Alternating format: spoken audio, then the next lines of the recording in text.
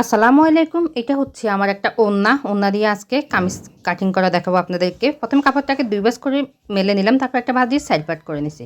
এখন হচ্ছে অ্যাকুরেট লম্বার মাপটা নিব। এখানে আমি ৪২ ইঞ্চি লম্বাটা দিছি, আপনারা আপনাদের পরিমাণ মতো নেবেন। এরপর আমি ফুট গলা ৭ ইঞ্চি, আর্মহোলটাও ৭ ইঞ্চি দিছি। এরপর কাটার জন্য টোটাল উপর থেকে ১৯ ইঞ্চি নিছি। তারপর মাঝ বরাবর আমি ফিতাটাকে ধরে লম্বা করে দাগগুলো মিলিয়ে দিলাম। এখন বডির মাপটা নিব, ঠিক আছে?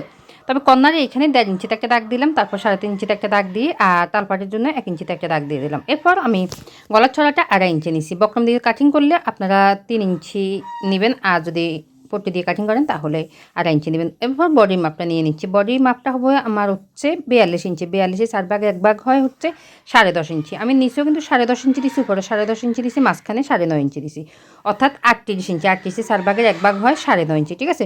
অর্থাৎ বডি যা হবে তার ৪ ভাগের আপনারা ১ ভাগ নেবেন। তো এরপর আমি এই যে এখানেও ঘেরের মাপটা নিয়ে নিলাম। সেলাই করার জন্য টোটাল নিছি হচ্ছে আমি কাপড় সহ টোটাল ১৪ ইঞ্চি নিছি, ঠিক আছে?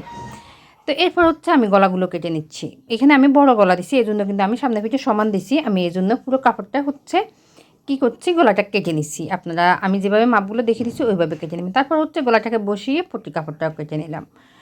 তো আশা করি আমার এই আজকের ভিডিওটা আপনাদের ভালো লেগেছে। আমি লং ভিডিওটাও দিয়ে দিব, আপনারা চাইলে দেখে নিতে পারেন।